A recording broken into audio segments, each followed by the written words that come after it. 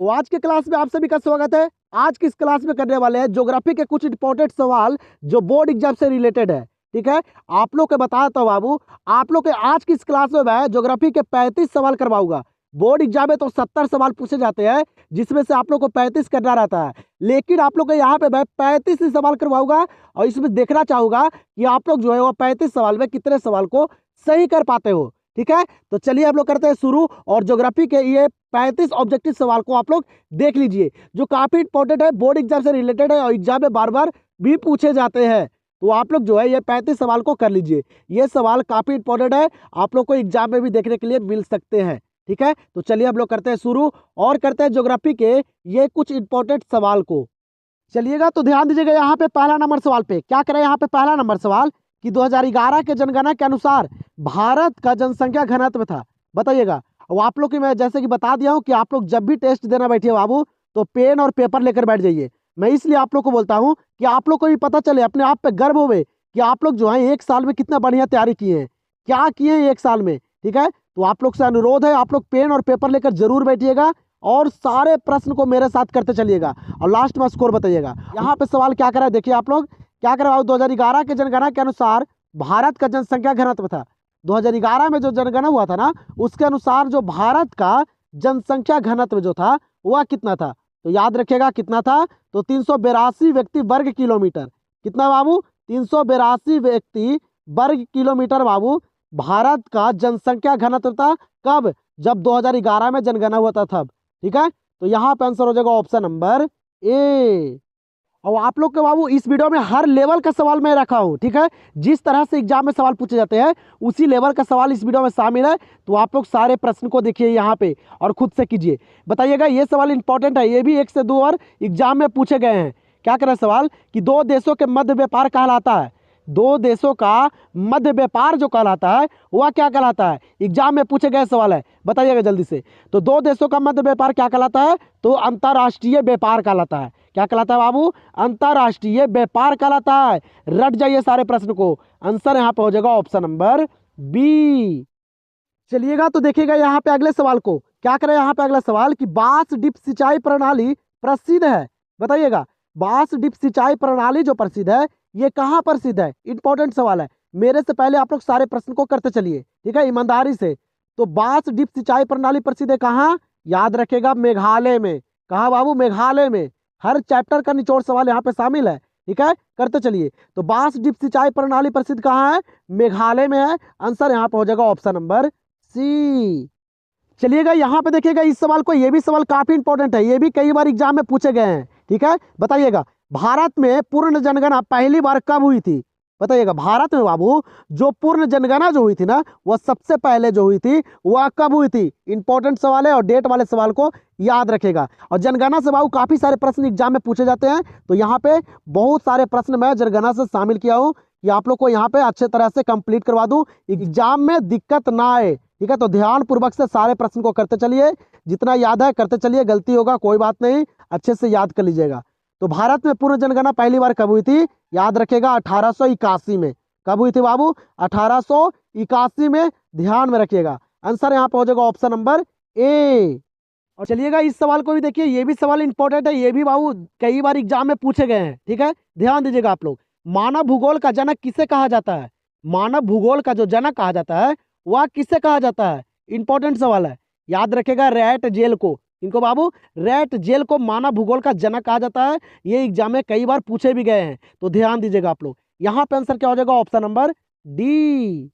फिर यहाँ पे अगला सवाल क्या दिया गया है, कह रहा है बाबू कि सहकारी कृषि अधिक सफल रही है। ये भी सवाल इंपॉर्टेंट है, बताइएगा। सहकारी कृषि अधिक सफल रही है, कहाँ रही है, याद रखिएगा डेनमार्क में। कहाँ बाबू, डेनमार्क में सहकारी कृषि सर्वाधिक सबसे ज्यादा सफल रही है। इंपॉर्टेंट सवाल है, ये भी सवाल एग्जाम में आए गए सवाल है। ठीक है, और एग्जाम में सवाल कहाँ से पूछे जाते हैं, तो सारे बुक से ही पूछे जाते हैं। तो इस वीडियो में पूरा बुक का निचोड़, हर चैप्टर का सवाल को शामिल किया गया है। तो सारे प्रश्न को खुद से कीजिए और लास्ट तक सारे प्रश्न को देखिए। तो यहाँ पे आंसर क्या हो जाएगा, ऑप्शन नंबर बी। 60 नंबर सवाल को देखिएगा। क्या करें यहाँ पे 60 नंबर सवाल कि किस राज्य में साक्षरता दर सबसे अधिक है, इंपॉर्टेंट सवाल है, याद रखिएगा। ये भी सवाल एग्जाम में कई बार पूछे गए हैं। तो किस राज्य में साक्षरता दर जो है वह सबसे अधिक है, तो सबसे अधिक बाबू किस राज्य में साक्षरता दर है? याद रखेगा केरल में। केरल में साक्षरता दर जो है ना ये सबसे ज्यादा है। तो आंसर यहाँ पे क्या हो जाएगा? Option number A. और आप लोग को मैं बाबू सारे अच्छे लेवल का सवाल करवाता हूँ। जिस तरह से एग्जाम में सवाल पूछे जाते हैं उसी लेवल का सवाल भी मैं यहाँ पे आप लोग को करवाता हूँ। तो आप लोग जो है सारे प्रश्न को याद कीजिएगा, ठीक है? नहीं याद है याद कीजिएगा। और आप लोग को अच्छे से तैयारी है, पूरा सिलेबस कंप्लीट है, तो आप लोग रिवीजन कर लीजिए और देखिए कि आप लोग कितने सवाल को सही कर पाते हो। यहाँ पे सवाल क्या करा है कि निम्नलिखित रोगों में से कौन सा जलजन्य रोग है? क्या करा है? यहाँ पे ऑप्शन दिया गया है इसमें बाबू, कौन सा रोग जो है ना वह जल से होने वाला रोग है? तो याद रखेगा अतिसार। अतिसार जो है ना ये जलजन्य रोग है बाबू, जल से होने वाला रोग है। तो आंसर यहाँ पे हो जाएगा क्या? Option number C. चलिएगा, तो यहाँ पे ध्यान दीजिएगा, ये सवाल बाबू एग्जाम में 2 से 3 बार ये भी सवाल पूछे गए हैं, इसको भी आप लोग याद रखेगा, काफी इंपॉर्टेंट सवाल है। क्या करें कि शुष्क कृषि में निम्न में से कौन सी फसल नहीं बोई जाती है? शुष्क कृषि में यहाँ पे कौन सी फसल जो है वह नहीं बोई जाती है? याद रखिएगा गन्ना। गन्ना को बाबू शुष्क कृषि में नहीं बोई जाती है। आंसर यहाँ पे हो जाएगा ऑप्शन नंबर डी। तो चलिएगा, यहाँ पे ध्यान दीजिएगा, ये सवाल भी एग्जाम में कई बार पूछे गए, तो इस पे आप लोग फोकस कीजिएगा और अच्छे से याद रखिएगा। अभी क्या करा है कि इनमें से किस राज्य में प्रति हेक्टेयर चावल का उत्पादन सर्वाधिक है? क्या करा है कि यहाँ पे बाबू किस राज्य में प्रति हेक्टेयर चावल का उत्पादन जो है ना वह सर्वाधिक है, सबसे ज्यादा है? तो याद रखेगा तमिलनाडु में। कहाँ? तमिलनाडु में प्रति हेक्टेयर चावल का उत्पादन जो है वह सबसे ज्यादा है। आंसर यहाँ पे हो जाएगा ऑप्शन नंबर बी। फिर यहाँ पे अगला सवाल क्या दिया गया है? कह रहा है बाबू कि सहकारी कृषि अधिक सफल रही है। ये भी सवाल इंपॉर्टेंट है, बताइएगा। सहकारी कृषि अधिक सफल रही है, कहाँ रही है? याद रखिएगा डेनमार्क में। कहाँ बाबू? डेनमार्क में सहकारी कृषि सर्वाधिक सबसे ज्यादा सफल रही है। इंपॉर्टेंट सवाल है, ये भी सवाल एग्जाम में आए गए सवाल है, ठीक है? और एग्जाम में सवाल कहाँ से पूछे जाते हैं? तो सारे बुक से ही पूछे जाते हैं। तो इस वीडियो में पूरा बुक का निचोड़, हर चैप्टर का सवाल को शामिल किया गया है। तो सारे प्रश्न को खुद से कीजिए और लास्ट तक सारे प्रश्न को देखिए। तो यहाँ पे आंसर क्या हो जाएगा? Option number B. यहाँ पे अगला सवाल क्या करा है कि बाहरी देश से कोई सामान मंगाया जाता है तो उसे कहते हैं। क्या करा सवाल कि बाहरी देश से बाबू कोई सामान मंगाया जाता है उसे क्या कहते हैं? इंपॉर्टेंट सवाल है, बताइएगा। तो बाहरी देश से कोई सामान मंगाया जाता है ना तो उसे कहा जाता है आयात। क्या कहा जाता है? आयात कहा जाता है, याद रखिएगा। आंसर यहाँ पे हो जाएगा ऑप्शन नंबर सी। यहाँ पे ध्यान दीजिएगा अगले सवाल पे। क्या करें यहाँ पे अगला सवाल कि कृषि के अंतर्गत हम इनमें से किसे लेते हैं? बताइएगा। कृषि के अंतर्गत हम लोग जो है बाबू इनमें से किसे लेते हैं? ऑप्शन को पढ़िए और बताइए। तो कृषि के अंतर्गत जो हम लोग लेते हैं बाबू वह फसलों उत्पादन को भी रखा जाता है कृषि के अंतर्गत, और पशुपालन को भी, और बाबू मत्स्य उत्पादन को भी। ये तीनों को कृषि के अंतर्गत ही रखा जाता है। याद रखिएगा, सारे ऑप्शन को अच्छी तरह से देखिए और सारे प्रश्न को कीजिए। तो यहाँ पे आंसर क्या हो जाएगा? इनमें से सभी, ऑप्शन नंबर डी। यहाँ पे सवाल को देखिए, ये भी सवाल इंपॉर्टेंट है, ये भी एग्जाम में कई बार पूछे गए हैं। क्या करा कि बिग इंच संबंधित है? बताइएगा। बिग इंच जो संबंधित है ये किससे संबंधित है? करते चलिए सारे प्रश्न को मेरे से पहले। तो बिग इंच जो संबंधित है ना बाबू ये पाइपलाइन से संबंधित है। किससे? पाइपलाइन से, याद रखिएगा। आंसर यहाँ पे हो जाएगा ऑप्शन नंबर ए। अगला सवाल को देखिएगा, ये सवाल काफी इंपॉर्टेंट है। ये बाबू पॉलिटी, ज्योग्राफी, हिस्ट्री ये सारे में पूछे गए सवाल है। तो इसको आप लोग याद रखिएगा और इसको आप लोग VVI भी लगा लीजिए, ठीक है? ये काफी इंपॉर्टेंट सवाल है और कई बार एग्जाम में भी पूछे गए हैं। क्या करा सवाल कि सरदार सरोवर परियोजना किस नदी पर है? बताइएगा। सरदार सरोवर परियोजना जो है ये किस नदी पे है? बहुत इंपॉर्टेंट सवाल है बाबू। तो ये नर्मदा नदी पे। किस नदी पे? नर्मदा नदी पे सरदार सरोवर परियोजना है। आंसर यहाँ पे हो जाएगा ऑप्शन नंबर ए। चलिएगा, यहाँ पे देखिए अगला सवाल को। क्या करें कि किस फसल की खेती पहाड़ी ढालों पर की जाती है? किस फसल की खेती पहाड़ी ढालों पे की जाती है? इंपॉर्टेंट सवाल है, सारे सवाल को करते चलिए आप लोग, ठीक है? तो किस फसल की खेती पहाड़ी ढालों पे की जाती है? तो चाय की। चाय की खेती जो है ना बाबू ये पहाड़ी ढालों पे की जाती है। इंपॉर्टेंट सवाल है, याद रखिएगा आप लोग। आंसर यहाँ पे क्या हो जाएगा? Option number B. और आज आप लोग को पता चल जाएगा बाबू कि आप लोग का ज्योग्राफी में कितना बढ़िया तैयारी है। यहाँ पे ये सवाल भी काफी इंपॉर्टेंट है, ये भी सवाल एग्जाम में कई बार पूछे गए हैं। कह रहा कि संदेशों का आदान प्रदान कहलाता है। संदेशों का आदान प्रदान जो कहलाता है वह क्या कहलाता है? तो वह बाबू संचार कहलाता है। क्या? संचार। सारे प्रश्न को रट जाइए, अच्छे मार्क्स लाना है तो पढ़ना पड़ेगा। तो आंसर यहाँ पे क्या हो जाएगा इस सवाल का, ऑप्शन नंबर डी। 45 नंबर सवाल को देखिएगा आप लोग, क्या करें यहाँ पे 45 नंबर सवाल, 2011 की जनगणना के अनुसार किस राज्य का जनसंख्या घनत्व सबसे अधिक है। इंपॉर्टेंट सवाल है, बताइएगा आप लोग। क्या करें कि 2011 में जो जनगणना हुआ था उसके अनुसार किस राज्य का जनसंख्या घनत्व जो है वह सबसे अधिक है। तो आप लोग को पीछे भी ये सवाल करवाया था, तो किस राज्य की बाबू, बिहार की। बिहार की जनसंख्या घनत्व जो है ना वह सबसे ज्यादा है, और कितना था, तो 1106 था। तो यहाँ पे क्या हो जाएगा आंसर, ऑप्शन नंबर सी। अगले सवाल पे क्या करें, अगला सवाल कि उत्तर अंटार्कटिक मार्ग जोड़ता है, ये भी इंपॉर्टेंट सवाल है, बताइएगा आप लोग। उत्तर अंटार्कटिक मार्ग जो जोड़ता है बाबू वह किसे जोड़ता है। आज यहाँ पे पता चल जाएगा कि आप लोग का ज्योग्राफी में कितना बढ़िया तैयारी है, एक साल में आप लोग क्या किए हैं, ठीक है। आज इस वीडियो में पता चल जाएगा, ठीक है। देखते हैं कि कितना स्कोर आप लोग कर पाते हैं।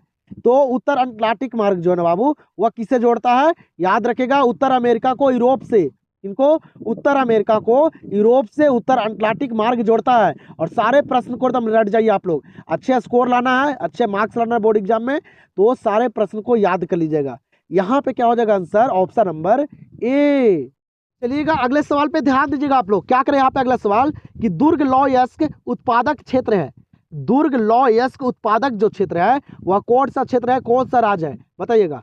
तो दुर्ग लौहयस्क उत्पादक जो क्षेत्र है ना बाबू वह है छत्तीसगढ़। कौन सा क्षेत्र, छत्तीसगढ़ है। आंसर यहाँ पे हो जाएगा ऑप्शन नंबर डी। चलिएगा तो यहाँ पे ध्यान दीजिएगा, ये सवाल काफी इंपॉर्टेंट है, कई बार एग्जाम में भी पूछे गए हैं। क्या करें ना कि निम्न में से कौन सबसे महत्वपूर्ण जूट उत्पादक क्षेत्र है। क्या करा सवाल कि निम्न में से कौन सबसे महत्वपूर्ण जूट उत्पादक क्षेत्र है। याद रखेगा गंगा डेल्टा, गंगा डेल्टा जो है ना यह सबसे महत्वपूर्ण बाबू जूट उत्पादक क्षेत्र है। तो आंसर यहाँ पे हो जाएगा ऑप्शन नंबर बी। चलिए यहाँ पे ध्यान दीजिएगा, क्या करा सवाल कि रबी की फसल पैदा होती है, रबी की फसल जो है वह पैदा होती है किस ऋतु में। तो आप लोग को पता होगा रबी की फसल बाबू जो होती है क्या, गेहूं। रबी फसल में क्या होती है, गेहूं होती है, चना होती है, मसूर होती है, सरसों होती है, ये सारे जो है ना ये रबी फसल है। ये बाबू किस ऋतु में होती है, तो आप लोग को पता होगा शीत ऋतु में। किस ऋतु में, शीत ऋतु में, जो अभी का समय है बाबू, जो शीत गिरता है, ठंडा का जो दिन होता है वही। तो आंसर यहाँ पे क्या हो जाएगा, ऑप्शन नंबर ए। चलिएगा तो यहाँ पे देखिएगा अगले सवाल को, क्या करा है कि महामार्ग का निर्माण सबसे पहले किस देश में हुआ था। महामार्ग का निर्माण जो हुआ था वह सबसे पहले किस देश में हुआ था, इंपॉर्टेंट सवाल है। तो याद रखेगा महामार्ग का बाबू जो सबसे पहले निर्माण हुआ ना ये हुआ था जर्मनी में। कहा हुआ था, तो ये बाबू जर्मनी में हुआ था महामार्ग का सबसे पहले निर्माण। तो आंसर यहाँ पे हो जाएगा ऑप्शन नंबर डी। चलिएगा तो ध्यान दीजिएगा यहाँ पे अगले सवाल पे, क्या करें अगला सवाल कि खनन किस प्रकार का क्रियाकलाप है। क्या करें सवाल कि खनन जो है ये किस प्रकार का क्रियाकलाप है, इंपॉर्टेंट सवाल है, ठीक है, बताइएगा। तो खनन जो है ना बाबू ये प्राथमिक क्रियाकलाप है। कैसा, प्राथमिक, याद रखेगा। और प्राथमिक क्षेत्र में क्या आते हैं, तो सबसे इंपॉर्टेंट बाबू कृषि आते हैं, इसको भी आप लोग याद रखिएगा। आंसर यहाँ पे हो जाएगा क्या, ऑप्शन नंबर ए। यहाँ पे अगला सवाल को देखिएगा, क्या करा है कि योजना आयोग का गठन कब हुआ था, बताइएगा। योजना आयोग का जो गठन हुआ ना ये कब हुआ था, इंपॉर्टेंट सवाल है, याद रखेगा। योजना आयोग का जो गठन हुआ ये हुआ था 1950 में। कब, 1950 में। आंसर यहाँ पे हो जाएगा ऑप्शन नंबर ए। और आप लोग को मैं यहाँ पे डिटेल में नहीं बता पा रहा हूँ बाबू, इसलिए आप लोग जो है यहाँ पे सारे प्रश्न को खुद से करते चलिए, आप लोग का रिवीजन भी हो जाएगा, ठीक है, टेस्ट के माध्यम से। तो बताइएगा यहाँ पे सवाल क्या करें कि निम्नलिखित राज्यों में से किस में प्रमुख तेल क्षेत्र स्थित है, बताइएगा। यहाँ पे राज्य का नाम दिया गया है बाबू, इसमें कौन सा ऐसा राज्य है जिसमें प्रमुख तेल क्षेत्र स्थित है, सबसे ज्यादा तेल वहां होता है, किस क्षेत्र में, किस राज्य में, बताइएगा। तो याद रखेगा निम्नलिखित राज्यों में से किस में प्रमुख तेल क्षेत्र स्थित होता है बाबू, याद रखेगा असम में। किस राज्य में, असम में। तेल जब भी पूछेगा असम में बाबू सबसे ज्यादा होता है। आंसर यहाँ पे हो जाएगा ऑप्शन नंबर बी। अगले सवाल को देखिएगा, क्या करें यहाँ पे अगला सवाल कि विश्व का सबसे लंबा झील जलमार्ग कौन है। विश्व का, पूरे वर्ल्ड का बाबू सबसे लंबा झील जलमार्ग जो है वह कौन है। वो आप लोग को इसी प्रकार से बाबू सारे विषय का टेस्ट देना है, ठीक है। मैं हर विषय का बाबू 1 से 3 टेस्ट लूंगा, ठीक है। तो ध्यान पूर्वक से आप लोग सारे टेस्ट को दे लीजिए, क्योंकि बाबू एक वीडियो में सारा प्रश्न कवर नहीं हो पा रहे हैं, इसीलिए आप लोग को 1 से 3 वीडियो में दे दूंगा। टेस्ट के माध्यम से आप लोग अच्छी तरह से सारे प्रश्न को कंप्लीट कर लीजिए, क्योंकि आप लोग का बोर्ड एग्जाम काफी नजदीक आ चुका है। ठीक है। तो आप लोग अभी तक इस चैनल से नहीं जुड़े हैं तो चैनल को सब्सक्राइब कर लीजिएगा, और ये वीडियो आप लोग को पसंद आया होगा तो वीडियो को लाइक जरूर कीजिएगा। तो विश्व का सबसे लंबा झील जलमार्ग कौन है? याद रखिएगा, ग्रेट लेक्स सेंट्रल लॉरेंस जलमार्ग। याद रखिएगा, ग्रेट लेक्स सेंट्रल लॉरेंस जलमार्ग जो है ना, ये विश्व का सबसे लंबा झील जलमार्ग है। आंसर यहाँ पे हो जाएगा ऑप्शन नंबर डी। चलिएगा, इस सवाल पे ध्यान दीजिएगा, ये भी सवाल एग्जाम में पूछे गए हैं। क्या करें कि निम्नलिखित में से कौन सा क्षेत्र संघनन जनसंख्या वाला है? क्या करें सवाल कि निम्नलिखित में से कौन सा क्षेत्र जो है वह संघनन जनसंख्या वाला है? ये भी एग्जाम में पूछे गए हैं। तो याद रखिएगा, दक्षिण पूर्वी एशिया। दक्षिण पूर्वी एशिया जो है ना, ये बाबू ऐसा क्षेत्र है जो संघनन जनसंख्या वाला क्षेत्र है ये। तो आंसर यहाँ पे हो जाएगा ऑप्शन नंबर ए। चलिएगा, तो यहाँ पे देखिएगा डेट वाले सवाल को। क्या करें डेट वाला सवाल कि भारत में निजीकरण एवं वैश्वीकरण की नीति अपनाई गई। भारत में निजीकरण और वैश्वीकरण की जो नीति अपनाई गई, ये कब अपनाई गई? तो याद रखिएगा 1991 में। कब बाबू? 1991 में भारत में निजीकरण और वैश्वीकरण की नीति अपनाई गई थी। आंसर यहाँ पे हो जाएगा ऑप्शन नंबर डी। चलिएगा, तो यहाँ पे देखिएगा इस सवाल को, ये भी सवाल काफी इंपॉर्टेंट है और इससे रिलेटेड सवाल मैं आप लोग को पीछे भी करवाया हूँ। क्या करा है कि पनामा नहर जोड़ती है, बताइएगा, और पीछे भी आप लोग को बताया भी था शायद। बताइएगा, पनामा नहर जो जोड़ती है बाबू, वह किनको जोड़ती है? याद रखिएगा, प्रशांत महासागर को अटलांटिक महासागर से। प्रशांत महासागर को अटलांटिक महासागर से पनामा नहर जोड़ती है। याद रखिएगा, आंसर यहाँ पे हो जाएगा ऑप्शन नंबर सी।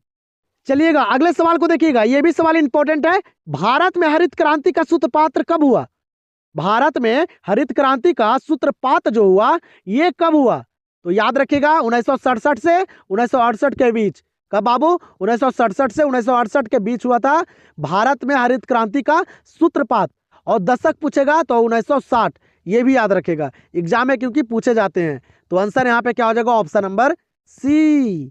तो चलिएगा बाबू, इस सवाल पे ध्यान दीजिएगा आप लोग, ये ना ज्योग्राफी में काफी बार पूछे गए हैं। ठीक है, ये इंपॉर्टेंट सवाल है। ठीक है, तो याद रखिएगा आप लोग, क्या करें कि निम्नलिखित में से सर्वाधिक प्रदूषित नदी कौन सी है? ये इंपॉर्टेंट सवाल है बाबू, ये सवाल कई बार पूछे गए हैं एग्जाम में। ठीक है, आप लोग ध्यान दीजिएगा, क्या करें कि निम्नलिखित में से सर्वाधिक प्रदूषित नदी कौन सी है? तो प्रदूषित नदी जो है ना, वह कौन सी नदी है? आप लोग को पता भी होगा, यमुना नदी। कौन सी नदी? यमुना नदी जो है ना, ये सर्वाधिक सबसे ज्यादा प्रदूषित नदी है। आंसर हो जाएगा यहाँ पे ऑप्शन नंबर डी। तो आप लोग के बाबू हाई लेवल, लो लेवल, सारे लेवल का सवाल करवाऊंगा। ठीक है, और एक ही टेस्ट नहीं लूंगा, आप लोग को 1 से 2 टेस्ट लूंगा कि आप लोग को अच्छे तरह से सारे सवाल कंप्लीट हो जाए। यहाँ पे सवाल क्या करा है, इस लेवल का सवाल एग्जाम में पूछे जा रहे हैं हर साल। क्या करें कि किसी झील के चारों ओर बसा अधिवास किस प्रतिरूप में आएगा? क्या करा सवाल कि किसी झील के चारों ओर बसा अधिवास जो है वह किस प्रतिरूप में आएगा? इंपॉर्टेंट सवाल है, याद रखेगा, वृत्ताकार प्रतिरूप में। किस प्रतिरूप में बाबू? वृत्ताकार प्रतिरूप में आएगा। आंसर यहाँ पे हो जाएगा ऑप्शन नंबर सी। चलिएगा, अगले सवाल को देखिएगा, क्या करा कि बाबा बुधन पहाड़ी है। बाबा बुधन की जो पहाड़ी है ये कहाँ है? इंपॉर्टेंट सवाल है, बताइएगा, पूरे बुक का बाबू और हर चैप्टर का सवाल यहाँ पे शामिल है। ठीक है, ध्यान पूर्वक से सारे प्रश्न को देख लीजिए।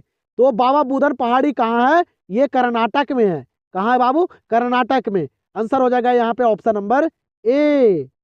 चलिएगा, तो देखिएगा यहाँ पे 35 नंबर सवाल को। क्या करा? 35 नंबर सवाल, निम्नलिखित में से भारत में पुरुष प्रवास का प्रमुख कारण कौन सा है? बताइएगा, भारत में पुरुष प्रवास का जो प्रमुख कारण है वह कौन सा है? यहाँ पे ऑप्शन दिए गए, बताइए जल्दी से आप लोग। तो याद रखिएगा आप लोग, भारत में जो पुरुष प्रवास का जो प्रमुख कारण है ना बाबू, वह क्या है? काम और रोजगार है। क्या है? काम और रोजगार। याद रखिएगा, काफी इंपॉर्टेंट सवाल है, एग्जाम में भी पूछे गए हैं। आंसर यहाँ पे हो जाएगा क्या? Option number C. तो आप लोग बाबू जल्दी से कमेंट सेक्शन में बताइए कि आप लोग जो है ये 35 सवाल में कितने सवाल को सही कर पाते हैं। मुझे भी पता चले कि आप लोग का तैयारी कितना बेहतर है। आप लोग बाबू 1 साल में क्या कर पाए हैं। अब आप लोग के पास ज़्यादा वक्त भी नहीं है, एग्जाम नज़दीक आ चुका है। ठीक है, तो जल्दी से कमेंट सेक्शन में बताइए कि आप लोग जो है वो कितने सवाल को सही कर पाए हैं। ठीक है, तो हम लोग मिलते हैं अब अगले क्लास में।